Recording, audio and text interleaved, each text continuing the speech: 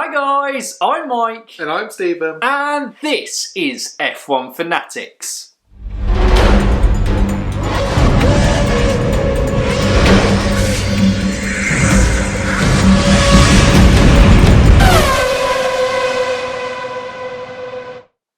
Welcome back to the Race Review Podcast, the place where we take a little deeper look at the action going through every team and their kind of, respective weekends and kind of stories we can take, deeper discussion points, throwing it all up in the air just for you guys in a kind of more in-depth look. It's a fun podcast. We look at everyone. And second week in a row, apologies.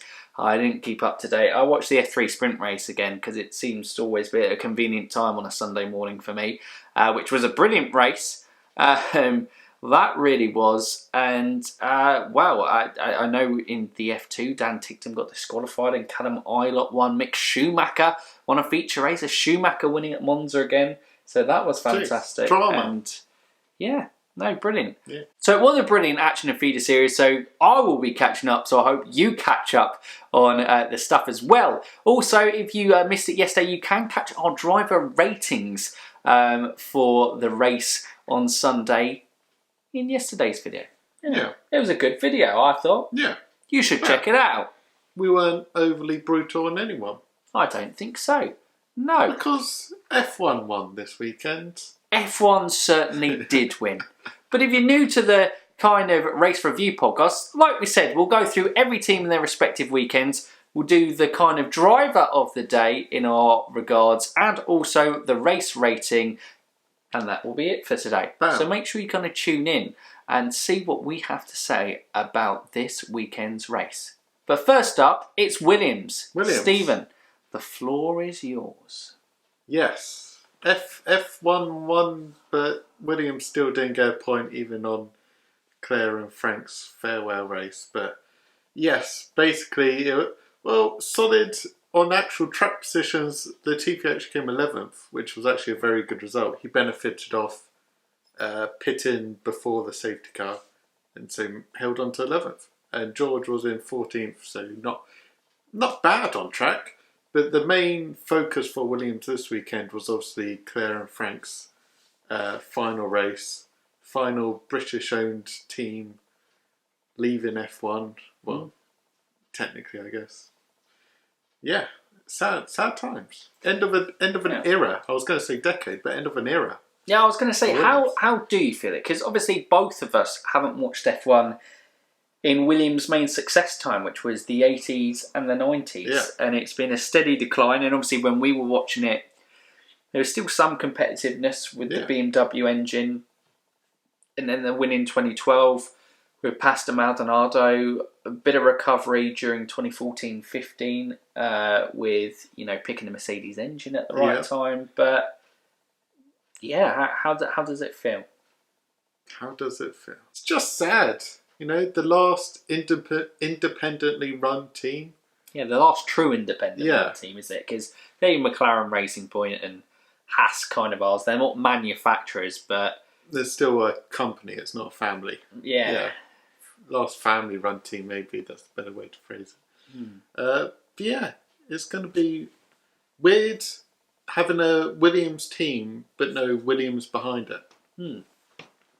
Weird and sad. That's how I'm feeling about it all. Yeah, I think I'm just...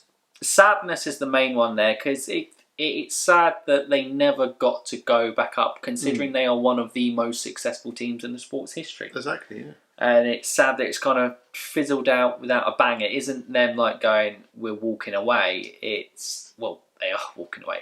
Like, on a high, it almost feels like they've been forced into it with Mid-season obviously as well. COVID and everything. So it is really disappointing. So, but hopefully the Williams name can go on and be successful within the sport, like Brabham under Bernie Eccleston, and obviously Nelson Piquet winning 2 titles in 1981 and 83.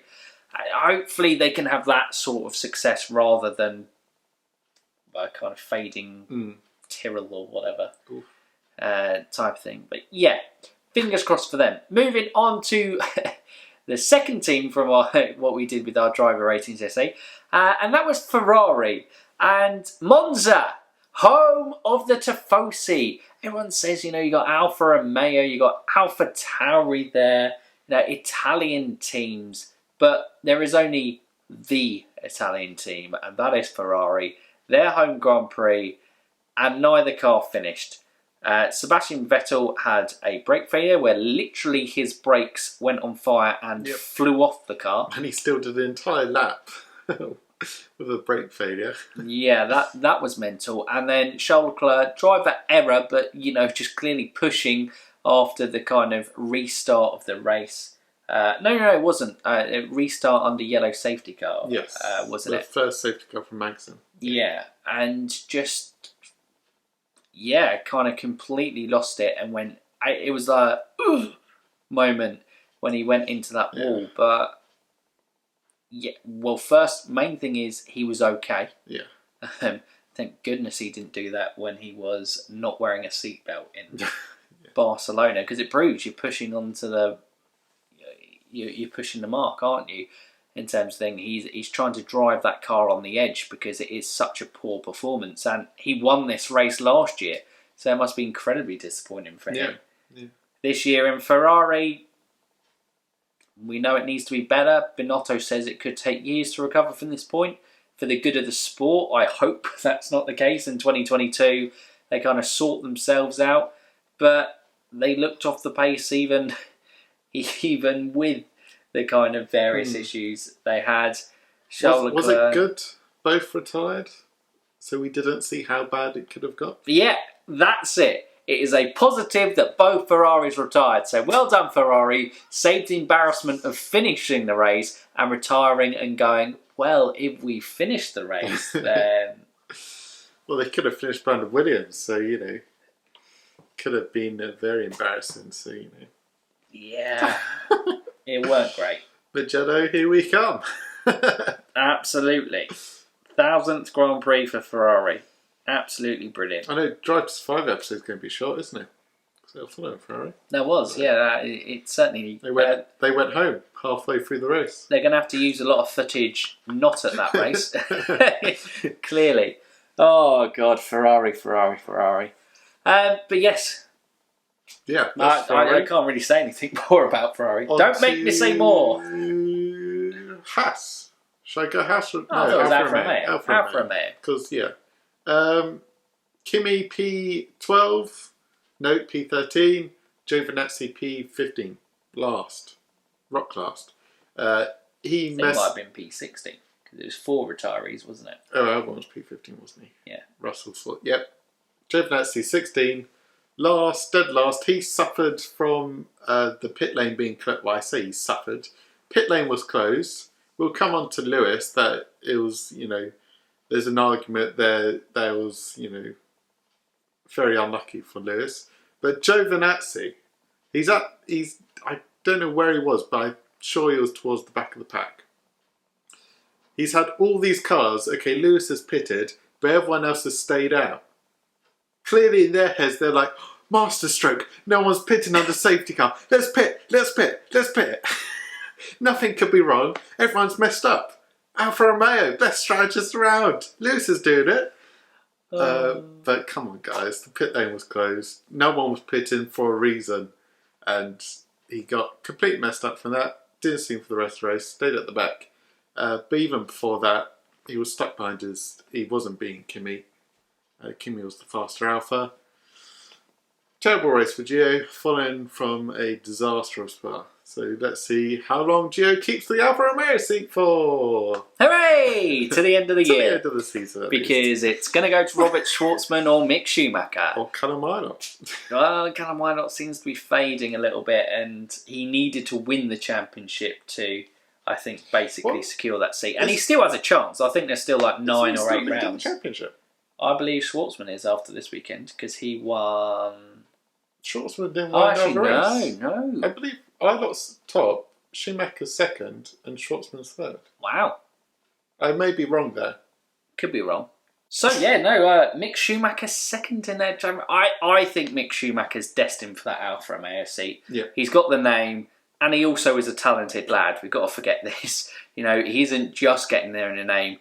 he actually is a talented driver. So we can't obviously knock that one on its head, especially how the early advantage was to Callum Ilott and Uni Virtuosi starting that season. But yes, Giovinazzi, Kimi Räikkönen though, P12 in the end. Oh, it looks okay. Early stages, he looked pretty quick. He was ahead of Gio. Well, he out qualified. I think he was ahead of both Ferraris again. Charles overtook him after the safety car. But yes, he was ahead of both of them. And then the restart came in. Alpha went, obviously, great strategist, bringing in Gio early when no one else did. That backfired. But they went on to softs. They gave Kimi softs about just under half race distance, and they're like, nothing to lose. Stick him on softs, see what we get. Oh, and he was looking so good. He immediately overtook Stroll off the red flag restart, and then was hunting down Gasly. Almost looked like he was going to take the provisional lead and then lead the Grand Prix. And then he didn't get past Gasly. And then everyone else kind of came past him. But he did hold on for second for a good while. A good Has while. to be said. And everyone was hoping, I'm sure a lot of people were like, come on, Kimi, get a podium, get a good result. Also, the quality of the racing by Kimi Räikkönen in terms of defending positions but giving enough space for people to make the overtakes was brilliant to watch, and some of the best action in that second half of the race after the red flag. And, if anyone's going... If Kimi goes at the end of the season, it will be on Kimi's going, mad and bored of this. Yeah. If anyone's going now that Kimi doesn't deserve to be in F1 because he's an old man and isn't good enough talent-wise to be there anymore, you're talking out your arse. I'm going to say that because he is still one of the best drivers in the grid. And like I said, I easily one of the top 10 drivers on the grid currently. Yeah. The car is so awful, so it always makes someone look bad. Yeah. Well, it's like Sebastian Vettel. Yeah. Yeah. Vettel isn't suddenly a bad driver. The Ferrari is just horrendous, and especially Vettel's Ferrari looks even worse. He's had far more issues than Charles Leclerc, that's for sure. So Kimi, great weekend. Ultimately finished P12 behind the Haas of Roman Grosjean, who didn't win the Ferrari championship. But solid, because his tyres basically went at the end. Great race from Kimi. That's all I have to say. I'll finish it on that. Great race. It was great. Moving on to Haas, and the race looked like it was just going to go to predominant Lewis Hamilton win because Bottas disappointed. We'll come on to that when it goes to Mercedes, but it's becoming a regular occurrence going Bottas disappointed. But anyway, Lewis looked like he was speeding off into distance. Kevin Magnussen has something broke. Problem pulled out just to the side of the pit entrance, which blocked it, which then obviously forced the pit lane to be closed, which led to a Hamilton penalty. So we really have Kevin Magnussen to thank for it being one of the best races in recent memory. Yeah, he's in contention for driver of the day. He certainly is. You knew what to do, guys. Disappointing. Carlos Sainz, unbelievable. A lot of people had Carlos Sainz as driver of the day, to be fair. We'll come on to that when we discuss driver of the day. But yeah, honestly, Kevin Magnussen, thank you. Thank you. Yeah, but ultimately, you DNF'd again. on another note, how unlucky has Kevin Magnussen been this year? He's been so... If something's gone wrong with the Haas car, he's having Grosjean's reliability like of last year. Yeah. Like, he's got it horrendously bad. And I feel sorry for him because you're just going to get a load of people going, Haas should replace both drivers. Yeah. Kevin Magnussen isn't doing great, just looking at the results. And going, well... He's unlucky. He had brilliant starts. How many races has he finished this season? I don't know. Because he had brake failure in the first one. Had a pretty good race, didn't he, in Styria, I think Hungary was okay. Was Hungary got points? One of them. Oh yeah, Hungary got points because that's when they did the even though they got the penalty. Yeah. Type of thing. Then it's been downhill since the British Grand Prix, ever since Alex Albon careered him off into the gravel. Yeah, because then he had still damage for 70th anniversary. Spain, did he finish? He may have finished, but it was a bad race. He finished last on Spain. Spa, they did nothing, and Monza, here we are again. There's been a terrible season for Magnussen, but not his fault. Yeah. Car issues and other drivers. It's difficult. Again, like we're saying, it's so difficult to judge these guys fairly when they're in awful cars compared to the competitive, at least a competitive midfield car. They're still way off that. Because, Kimi was driving out of his skin and still fell so far easily back through the field. Yeah. The McLarens were passing it like it was a Mercedes passing a Williams. It just that's how bad they were. But Roman Grosjean, I think credit has to be given. There are moments definitely this year that you're looking at Roman Grosjean and you're going, "What are you doing?" And I think we've said on occasions it does look a season to them. But I think last couple of races, I think credit where credit's due. And Hungary again, he was unlucky because he got damaged from Alexander Albon to not take advantage of that situation like Magnussen was able to. Picked up damage again this race because of Albon. Yeah, he's been unlucky still.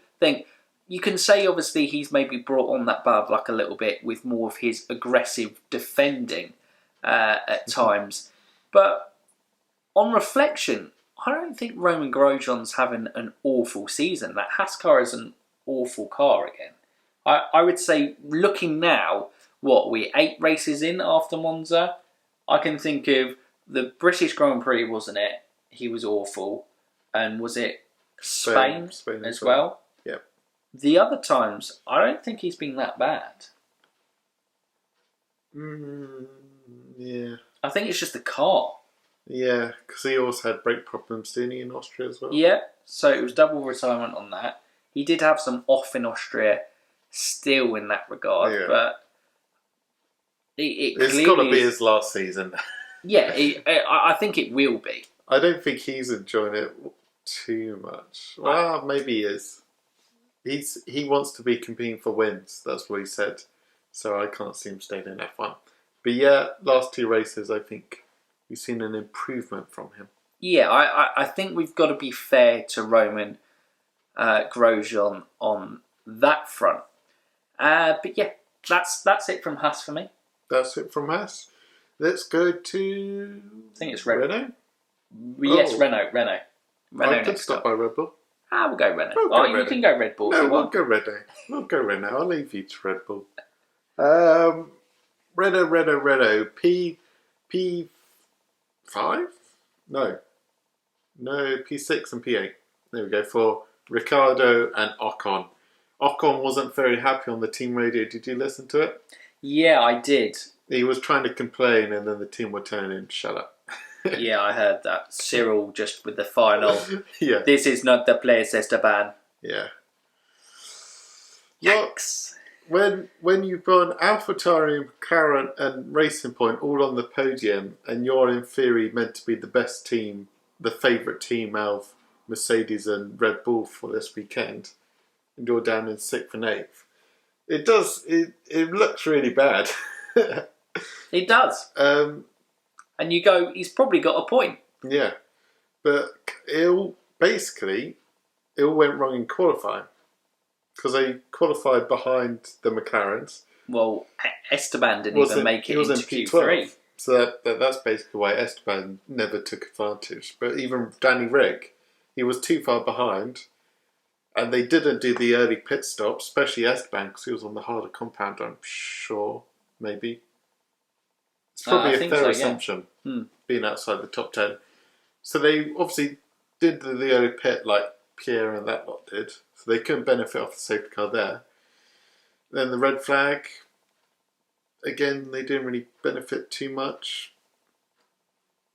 I wouldn't say it basically all went wrong in qualifying for Renault. They didn't have a bad race. They got the most that they could have. But because where they qualified, they were that much behind that they can never benefit. Yeah, the car performance, it was bizarre.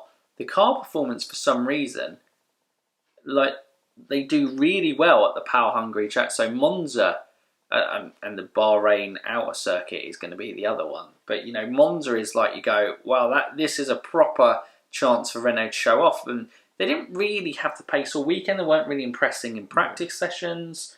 I don't know. They just turned up and the car just wasn't right. I don't know if they couldn't find the setup. It just... Maybe. They were going for maybe it was their rear wing, that maybe they went too thin on it. Maybe they lost too much time in the corners. I don't know. So yeah, basically, good race. In the grand scheme of things, a bad result, but it was all the damage was done on qualifying, in my opinion. I don't think the team did anything wrong on race day, because predicting you needed to come in pit that one lap earlier like the other guys for a safety car, you don't predict that kind of stuff. No. So yeah, you just sometimes the racing gods don't fall your way. Exactly. And they didn't fall Renault's way that weekend, especially it almost punished drivers like Daniel Ricciardo for being good on tyre conservation. Yeah, because he always goes long on and he was ahead of Bottas, I believe, wasn't he? Yes, because Bottas was behind and Max Verstappen Ricciardo was, but yeah, Perez, exactly. Yeah. And somehow the pit stop got wrong that ended up Ricciardo being behind Bottas. Perez had the worst one. He ended up behind both of them. Yeah. But yeah, no, I think Perez was complaining about Norris. We'll get onto that when we get to Racing Point in terms of slowing into the pit lane entry. But yeah, that's Renault. That is Renault. Bam. Red Bull. Red Bull continue to be a disappointment this season, and it's neither driver's particular fault. Max is outperforming, doing what he shows is he is one of the most talented drivers on the grid and performing well. Alex is a young driver, probably promoted too early, in my opinion, is promoted too early to a team of the standard of Red Bull, and he is still finding his feet within the sport, and it will take time. He probably needs to be demoted to AlphaTauri. Pierre Gasly has, I think, surprised everyone in how well he's come back. We'll probably talk about Pierre Gasly and that seat switch a little bit more. But Albon unlucky because collided, touched wheels with Gasly at the start in terms of a classic Turn 1 incident where it just everyone squeezed and he was the unlucky one who suffered a lot of damage from that, which made him uncompetitive in the race. And yeah, you can't really be too harsh on Albon there because Red Bull car just didn't seem to have the pace because even Max struggled this weekend. And I think he qualified 0.3 off Max, which is decent. So I've got to say that's an improved performance from Alexander Albon. So credit where credit's due on that front. And he did, he suffered damage, and it can happen to anyone, which compromises your race. But we've got to look at Red Bull as a team. And as much as, probably been like... Ferrari you're harsher on because they have the same budget, if not more than Mercedes, and have managed to end up being behind the midfield in terms of pace. Yeah. Which is unacceptable, really, with a team of that income.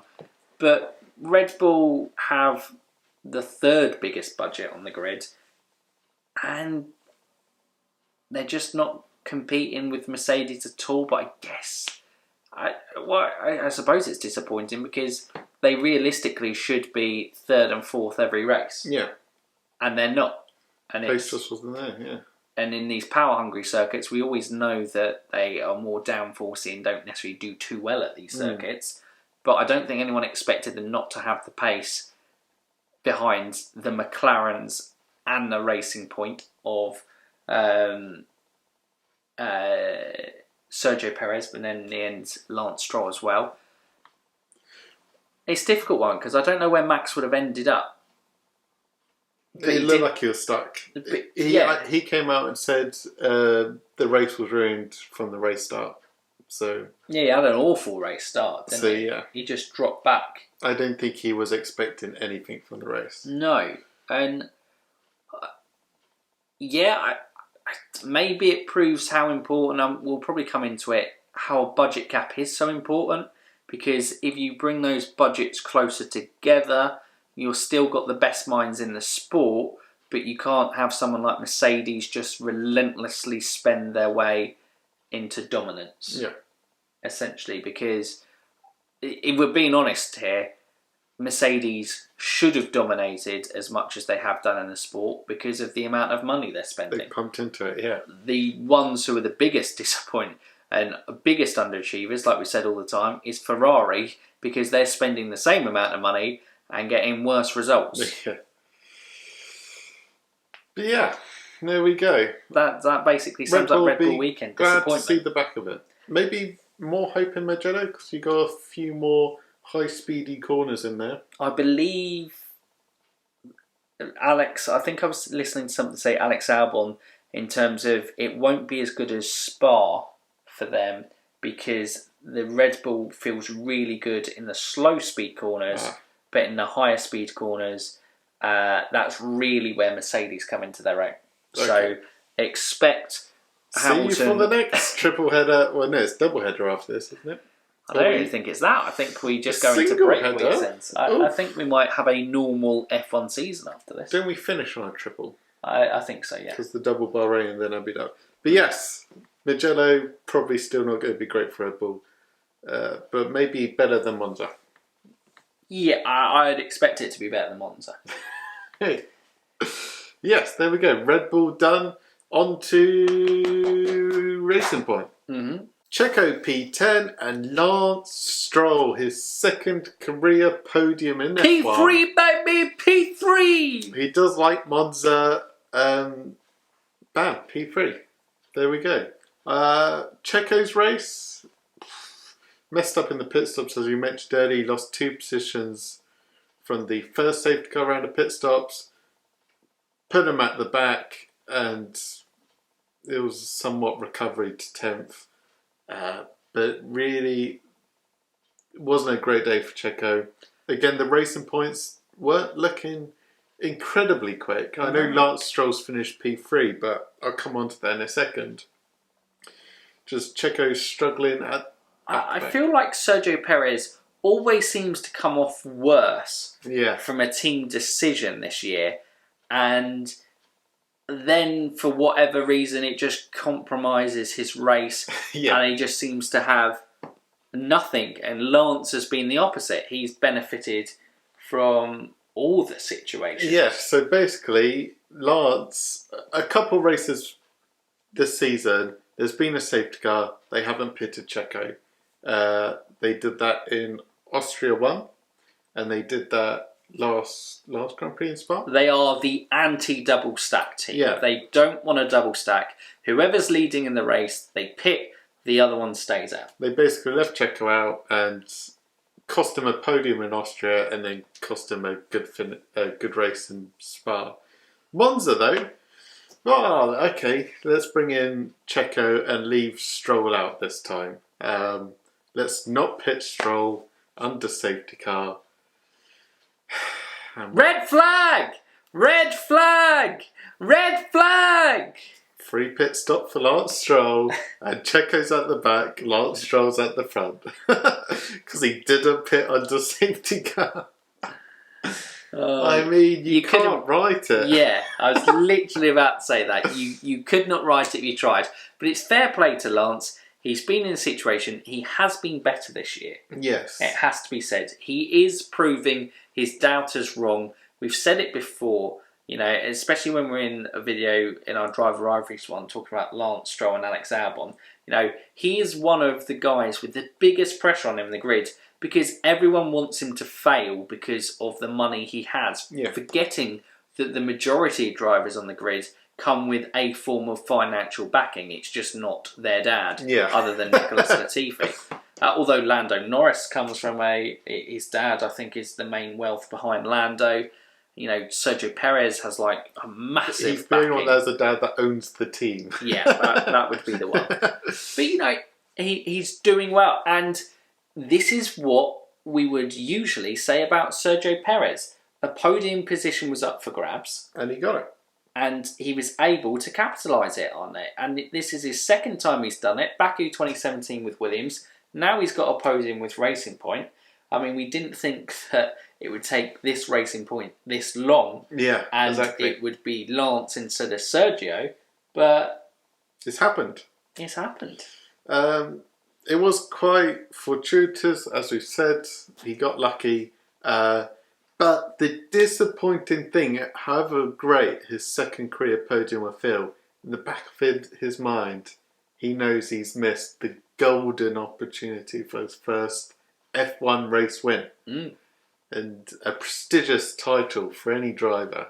And he's just missed a golden opportunity at getting it. And Pierre Gasly's grabbed it with both hands. Basically, after the red flag restart, he was in prime position. He was ahead of Gasly.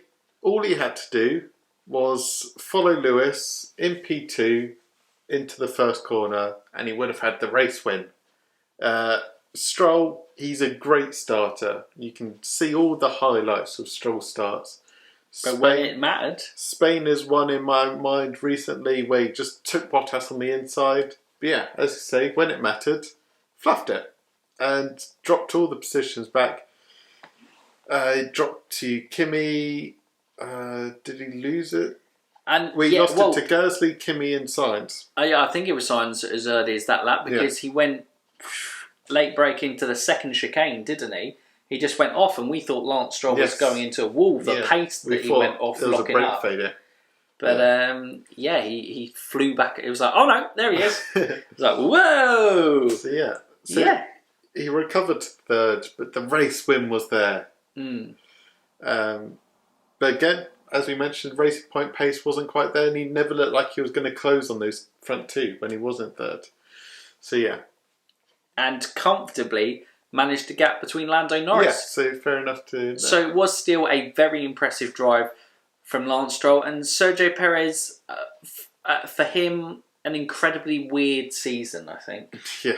Best car, but things just seem to keep stumbling not in his favour. Yeah. Has to be Those podium opportunities just keep on flying by. It would be nice to see him get one before the end of the season, that's for sure. Yeah. But yes, we move on to McLaren, the team top I'm wearing today, because McLaren's pace this weekend looked brilliant. Like, we keep on being sceptical about it, going, did they just benefit? But the thing is, they've got a fantastic team principal in Andreas Seidel. Zach Brown, in terms of the CEO, is fantastic in collating everything together. Brilliant driver pairing in Carlos Sainz and Lando Norris, which they're upgrading to Lando Norris and Daniel Ricciardo next season. Carlos Sainz, after... It's funny enough, isn't it? We question, is he had a disappointing season? Ever since he's been... Well, okay, he got unlucky in Spa that he didn't start. If he started in Spa, he probably would have been Lando there as well. Yeah. He's just been great. Spain was great. Was unlucky in the British GP because he was ahead of Norris then as well, wasn't he? Yep. And look, Carlos Sainz is starting to... This is what we were expecting to see from him. And you know what? He's finished P2 today, and he will be gutted that he wasn't able to find a win. And so maybe that's a slight criticism that he wasn't able... Because he spent a little while getting past Kimi. He got stuck behind Kimi. But that's not really his own fault. That's just Kimi being Kimi. Well, correct. But what I'm saying is there was an opportunity there. And if he'd got past Kimi a lap earlier, that was the lap that maybe was needed to get him past Gasly. His engineer was going, you can be patient with Kimi. And I was like, if he wants to go for this race win, he has to get this move done as quickly as possible. And he actually went funny enough, he actually, as that radio message was coming through... He went flying down the inside. The engineers at McLaren were very conservative, but Carlos was like, "We got a race win here, boys. We can win. What are we doing here?" Yeah. But would have finished second on merit. Bottas had an awful start. Yeah. Before the yellow flags and red flags, Lando Norris was running in P3, I believe. Yes, he was. He as well. yeah. So because he took Bottas early doors at the start. So it would have been a double McLaren podium. Norris actually had a fantastic start because he took Checo and Bottas. So it would have been incredible for McLaren in terms of that, and would have been an incredible race result in itself before the chaos and carnage that unfolded. So I think this is why Carlos Sainz was a lot of people's drivers of the day, because the pace he was showing was brilliant, but it would have been miles behind. What was he, 13 seconds behind Lewis Hamilton when the yellow flag for Magnussen happened? So it would have just been a fairly mundane, boring race. But you got to give credit to the McLaren boys. Lando be disappointed that he missed out on the podium in the end. He just didn't quite have the same pace that he did at the start. No. Later on in the race, he was frustrated about the free pit stop from Stroll. Actually, we mentioned earlier the incident, safety car first incident, then Norris backing everyone up, and then Checo being a bit annoyed about that. So it was a bit, Checo lost out on that, but then Stroll made up from the thing. Basically, Norris for McLaren to do the double stack. I'm not sure if he was told or if in his head he was just like, I need to back everyone up here. Slowed down round Parabolica. Gave enough time for Sainz to launch into the pits. And they actually performed a very good double stack. I think around 2.5 seconds for both. Decent. Very good pit stops. And it was very smooth, no stopping. But that's why Checo was annoyed, because Norris slowed everyone up to make it possible. But no penalty there. It was all fair. Yeah, no, they seemed everything was okay with it. So, but a fantastic weekend for McLaren, which seems strange to say that when they've got second and fourth in a race with recent times for McLaren, that they're slightly disappointed it couldn't have been better. Yeah. Which is crazy to think. And it shows how much their pace has come on. And with a Mercedes engine, everything seems to be falling in place for McLaren, which makes Carlos Sainz's decision to go to Ferrari even more bizarre. It seemed bizarre at the time. Why would he leave? Ferrari in their current state, he's now going, oh, why did I leave in a team that supported me and gave me such confidence? But hey, Ferrari always has that allure because it's just such a team that goes hand in hand with F1. When you think F1, you think Ferrari. Exactly. Yeah. So you can't begrudge the guy for trying, and hopefully it works out for him in the end. But we move on to AlphaTauri. Yes, we do. A fantastic drive from possibly driver of the day, Daniel Kvyat in P9. Although Kvyat, P9, I'll touch on him first, there's not much to say. It was a solid race. In the grand scheme of things, P9 in an AlphaTauri is fantastic. Ignore where his teammate finished. He wasn't there to benefit from the early stop because that was Gasly trying to undercut people. They were split in strategy. He was on the harder tyre, wasn't need to stop. But yeah, Kvyat. P9, solid result. Not send the world on fire, but solid. But he just feels like he's going through the motions in what feels an inevitable end to his F1 career. And it's harsh because I just feel like Helmut Marko and Red Bull have crushed him. Yeah. And there was potentially a very talented driver in there. Yeah. But at the end of the day, you can let Helmut Marko crush you, or you can Gasly it. Yeah, exactly. And you can come back and bounce back and go, which leave Red Bull sweating because with Alex Albon in the position that it is, and Gasly is now a race winner, and AlphaTauri only have 2 race winners in the history of the team, obviously Toro Rosso back in 2008. The other man was Sebastian Vettel, who went on to become a 4-time world champion. Will Gasly become a 4-time world champion?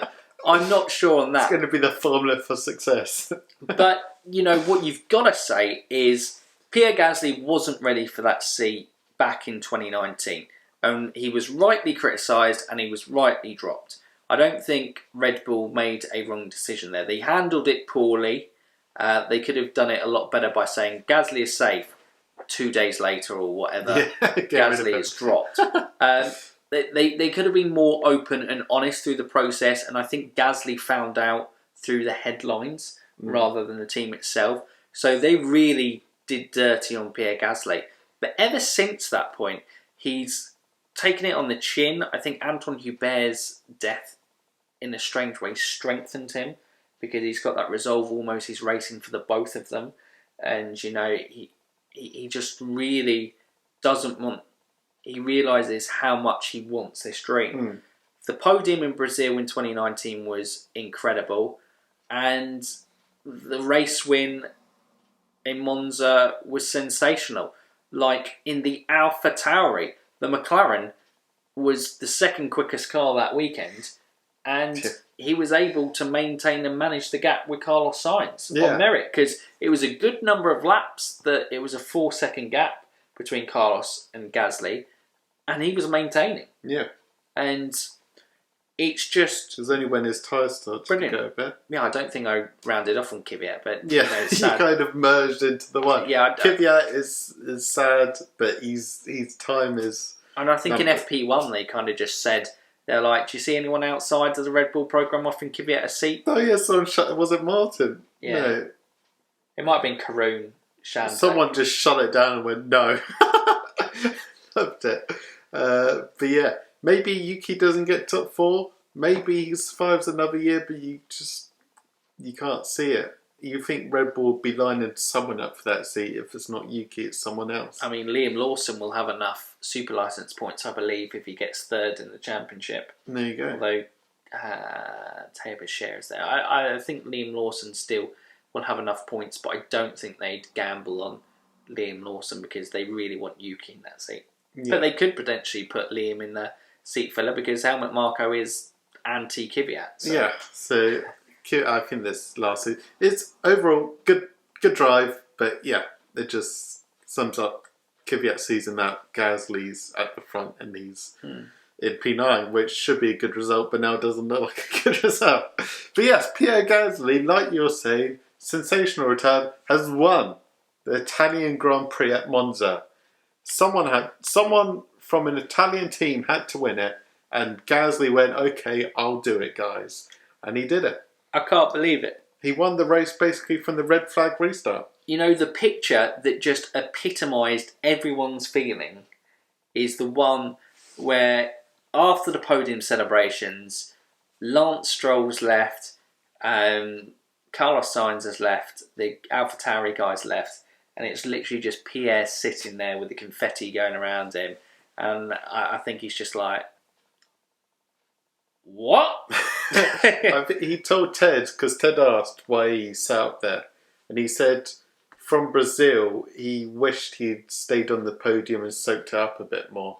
So when he got his second chance, just so happens to be a race win as well, he wanted to soak it all in and not have any regrets leaving that podium. And yeah. And I think actually, obviously Pierre Gasly was the victim of a horrible robbery in one of the things. And I think one of the things that was stolen was that Brazil 2019 podium trophy. So he's now upgraded. When you get robbed, go and win a race. in that way. But Pierre Gasly, right, let's talk about it. Okay. 2021, because don't switch him. Albon deserves the rest of the season. Yeah, sure. We're not going to go from that. Sure. Pierre Gasly deserves the rest of the season in AlphaTauri. I don't think you want to throw him into that Red Bull car. No, he's having a great time in France. Exactly. 2021, you're Christian Horner and Helmut Marko. Who do you put in that car? Pierre Gasly. That's like the obvious answer, right? But then I think Red Bull really like Albon. Yeah. There's no denying that, and I just have a feeling Albon's going to keep the seat. I think the right decision in terms of development and who's the better driver, you go Pierre Gasly. But I just think Red Bull are going to stick with Albon. They've been so ultra positive about Albon through everything. And obviously, you know, the things coming up with different parts on the car, and they're making every excuse under the sun for Albon's performances and saying that they are so happy with his performances that you kind of feel like, although they were saying, we're happy with Pierre, a week later, dropped him out the team. But this is different. This is way different. It's a way more positive. So, in that regard... Where does he go? Does he join the French outfit? Well, do you think... The French outfit of Renault or Alpine Racing and join Fernando Alonso? Yeah, I mean, 2021, Esteban Ocon will be looking over his shoulder, won't he? Yeah. Or potentially Fernando said, didn't he, that this is his last 2 years in Formula One. Sure, Renault would love to have a French star in F1. A French F1 star. And at the moment, who would you say is a better driver, Esteban Ocon or Pierre Gasly? You're going to say Pierre Gasly, aren't you? Yes, sorry. Ocon is French as well. I mean, yeah, but he's just a French star, not just a French driver. Has he got a podium? Has he got a race win? That's what I'm saying. That's what I'm saying. They could go double French, I guess. Wait until Alonso leaves. But the thing is now, top teams, whoever capitalises on those rule changes in 2022, will be looking at someone like Pierre Gasly and going, I think I'd like that driver. Yeah, it's probably full house at Mercedes, but Mercedes won't be stupid looking at Gasly. And then Ferrari, you have the Italian team links. I'm not sure how much there is between Ferrari and AlphaTauri in terms of Italian relationships, but I don't know. It could be an opportunity. Do they rip up Bottas's contract for 2021 and put Gasly there, give him a year under his belt with Lewis Hamilton, and then go with Lewis retiring after getting 8 championships and bringing in George? I don't think they could do that to George. Toto will get a bit of a reputation for shoving aside Mercedes Academy cars. Yeah, that certainly will. Nobody talks about that, do they? But, you know, Pierre Gasly now will be in that conversation, won't he? Yeah. Because I think it might have been Paul di Resta said, he has now just secured his F1 future for years to come. Yeah. Well, yeah, that Mercedes seat isn't out of the question, is it? Because Toto has got a reputation for just palming the young Mercedes drivers to the side. What? Stoffel? George at the moment? Esteban Ocon? Can you name a few more? Yeah, I mean, I know because Mercedes tend to just pie them off early. Gutierrez never got a shot in Mercedes? Yeah, but I don't think he's was linked with Mercedes in his time in Formula One. I think he was out of it. Yeah, but they've always just stuck him on the reserve. That's true. Yeah. And confused their super license point run out. But yeah, it's an interesting one with George, because George has been a bit unlucky in circumstances in finishing behind Latifi at times. But has his race performances... It's so difficult, again, to judge the Williams. But because of that, does George Russell need to go to a team like maybe Aston Martin in the future, or a higher team up the midfield before he gets the big shot? Maybe. Because Mercedes clearly still want development. Because remember, Alfa Romeo with Charles Leclerc were more competitive than the Williams, and the Toro Rosso with Max Verstappen was more competitive. So you got a good idea of what they were before they were promoted up. But someone will snap up George Russell. Yeah. And I don't think his talent's there. It's an interesting one for Pierre Fight Gasly. for the Mercedes seat. George Russell versus Pierre. Yes. Could you imagine? Or do they put Charles Leclerc and Pierre Gasly together as mates in Ferrari? Yeah. No chance. That'd be so unfortunate on Sainz. Mick Schumacher is destined for that seat. I think Sainz is on borrowed time anyway. He's unlucky. He's chosen the wrong time, and then he may get the blame for next season or whatnot. Yeah. Absolutely. It's difficult. But yes, AlphaTauri was always going to be a long one. Fantastic result for Pierre Gasly. Brilliant. And it is brilliant to see the comeback story, and it's amazing to see how he's developed. He's taken the criticism. he's improved. We said, obviously, the overtake up Eau Rouge. Yep. It's incredible. Was the big criticism of Gasly, his overtaking, being a driver described as not liking overtaking. Yeah. But, he's done that. And now he had the chance to lead the race, pressure, managed it, dealt with that pressure, and brought the win home. Which has only been achieved by Sebastian Vettel, and we all know how good a driver he is. So this shouldn't be taken lightly at how good a result this is for Pierre Gasly. Yeah. But Mercedes. Yeah. Is it you? Yes. Yeah. You are leading on Mercedes. Lewis Hamilton. Not much to say, really. It's so difficult because Mercedes are brilliant. They have the budget to be brilliant. They sign the right personnel off the track, and they've signed the right personnel on track in terms of Bottas to support Lewis Hamilton. And Lewis Hamilton is a once-in-a-generational talent who is one of the best to have ever done it. Therefore, he's gone on and succeeded. Nico Rosberg was brilliant between 2014 and 16 as well. They won everything. This season, they got pushed by Ferrari, built a brilliant car, and it's going to be boring, but it's so harsh because the best race of the season, and it's because they had to have something that went drastically wrong for both drivers. Yeah. And it feels bad to do that, and I think we were saying it maybe in the driver ratings. The sport needs to have a look at, I love the engineering side. I love the brilliance of building these incredible machines on the edge. But the sport, as well as what we were saying, as well as being competitive, is an entertainment business. And maybe we need it more kind of driver focused. So obviously, like 2022, they're making things a little bit more prescribed, hopefully reducing the gap of things and going close. It is Mercedes, it's not their fault, and it's brilliant to go with that. We have to say, Mercedes are the most dominant team in F1 history and probably the best team in F1 history. Obviously not statistically because they've had large gaps of not competing in it. But, statistically, what they've achieved in the last 7 years, probably 8 years, is amazing. Okay, it is absolutely known as the most dominant period in F1 history by a single team. But it shouldn't be F1 relying on people getting excited in a race. And we saw, it was brilliant to see, we know how talented that grid is.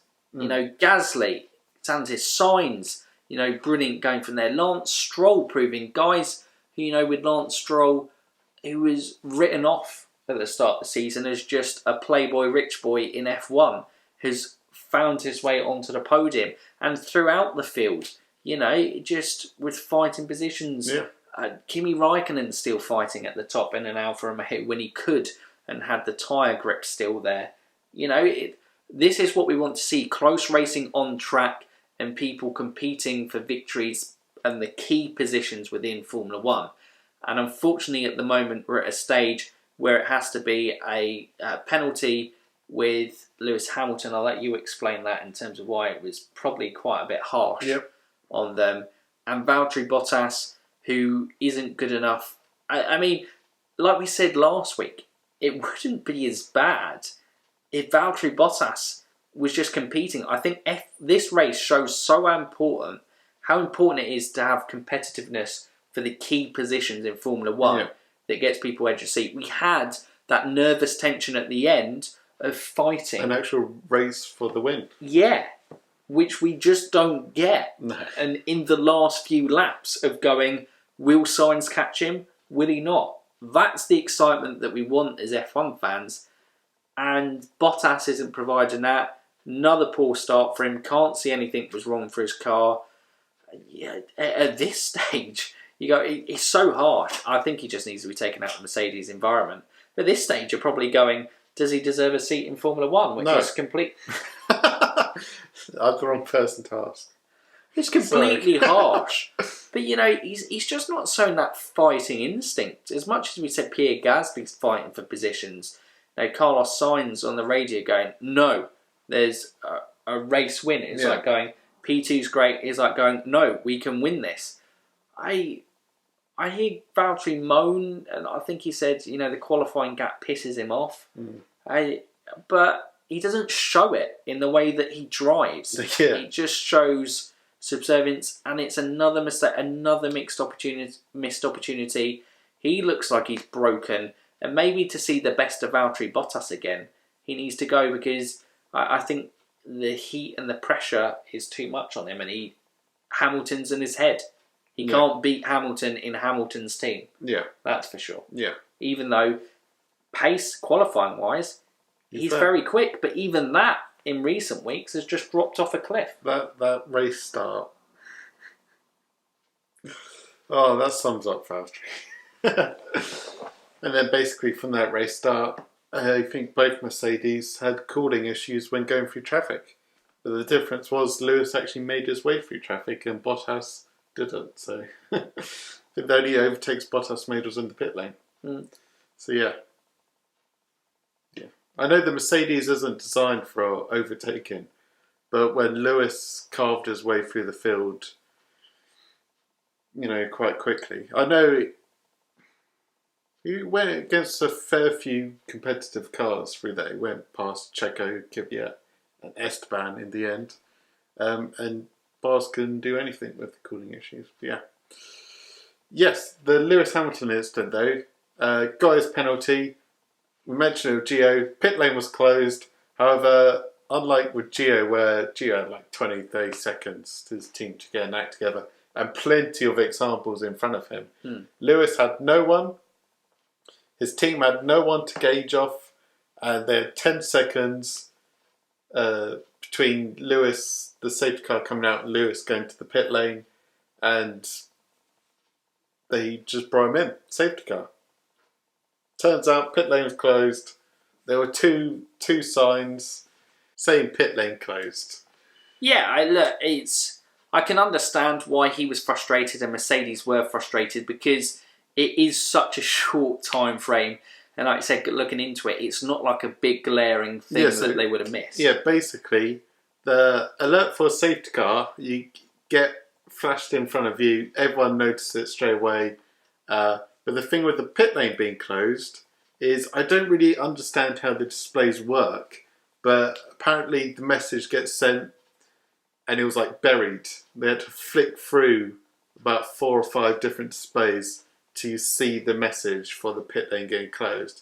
So when you have 10 seconds, I'm sure it's probably on the same page of stewards' decisions or whatnot, which they probably they didn't need to look at. None of the drivers were being investigated. 10 seconds, they had no time to really find out. But apparently someone in Brackley, back here in England, did see the message. But again, because Lewis only had 10 seconds and the team to make that decision, the message didn't get relayed in time. So it was all a bit of a disaster for Mercedes because they were so good. They were 15 seconds ahead of Sainz. Because they were so good, they had no time to react. And bam, penalty. Yeah, so I can understand the frustration, but that was even though he hasn't won, that was my favourite race of the season from Lewis Hamilton so far. Just that fighting instinct. Because an angry Hamilton is fantastic to watch, because he was 23 seconds behind when the pack, he had to serve that stop-go 10-second penalty in the pits. He then caught the rest of the pack up. Yes, in clean air in a Mercedes that was dominant. Should be easy in terms of that. Still did that. Then carved his way through the field. Alex Albon, obviously making a mistake, allowed him through. Pretty easy to go through there. And then progressed and working his way back up to 7th there. It shows how good the Mercedes is. But it was actually good to see Lewis Hamilton challenged. Like, obviously we don't go, well, he should start from the back every week and then let's see if he can win then. But I see there's a lot of talk about reverse grids from this race. Yeah, and like, I disagree with reverse grids because I feel like it's a gimmick that's like plastering over the cracks. Yeah. The issue is that Formula 1 isn't close and competitive racing, so what you're trying to do is punish Mercedes and put them into the midfield to go, well, that'll fix the issue. I think Formula 1 has shown if we put quick solutions like a reverse grid that sounds great in principle, it doesn't really, I think, solve the issue. It will just mean Mercedes will become better and they'll just be artificial overtaking. I think for the drivers as well, a race win under normal circumstances is incredible. It's a prestigious thing. Not everyone wins an F1 race that enters F1. There's relatively, there's quite a lot of people that have won F1 races, but it's a small number compared to the number of people that have participated in F1 races. Gasly will forever remember this moment, whether it's his first or last race win. But if you had a reverse grid and you win it, you kind of feel like it's gifted to you if you're in one of those lower teams. It's like, I won because Mercedes got stuck at the back or something in the DRS train. Yeah. It kind of takes away a bit from the whole meaning of an F1 win. It's an artificial gimmick that just feels like you're trying to find a solution to a problem, to a bigger problem, which is that we don't have a competitive field all the way through. And it's an issue because, you have spec series like Formula E and IndyCar who have that because it's a spec series, but Formula One has to find a way of managing it where they still keep their engineering brilliance, which is the unique selling point, but also allowing them. I think the budget cap is going to be the most important thing, and if that can be well managed and well policed, I do think that, we will see more competitive racing, the field will be closer, and this will be a problem that we look back on and go, that wasn't great for F1, but thank God we've got it F1 as it is now. Yeah. That's what I think it will be. But yes, that is it, rounding up things. It's been a long one today, but with Monza there was just so much to talk about because it was a brilliant race. But driver of the day, Stephen, who's your driver of the day? I can see the argument for Sainz best to be Pierre Gasly. What we really need to stop just picking the same guy. Look, Carlos Sainz, brilliant. Would have finished P2 on merit. Brilliant in terms of qualifying weekend and start as well. Overall performance. But Pierre Gasly just won a race in an Alpha Tauri. And he managed that gap to Carlos Sainz in a quicker car. And it was a quicker car all weekend. And he made the move on Lance Stroll with a fantastic move at the start there. And, managed to defend against Kimi, who was a lightning start and didn't force there. And just absolutely, from that race restart, controlled the race. Yes, fortunate to be in that position, but you take fortune when it kind of falls on your kind of lap in Formula One, and he capitalised. He capitalised on that opportunity and drove a brilliant race. It was absolutely incredible from Pierre Gasly, and it is amazing to see, like we said so many times in this video, the redemption journey that he's been through. Yeah. And that we now talk about him going, this is a guy that probably will end up in a top seat in Formula One. Yeah. Great race. Bam. Race rating. 10 out of 10. I gave 10 out of Austria 10 out of 10, so I think this beat Austria because we actually had a race for the lead. So 10 out of 10. 10 out of 10 for me. Best race of the season so far. Best race in my memory. It's better than Germany 2019 for me.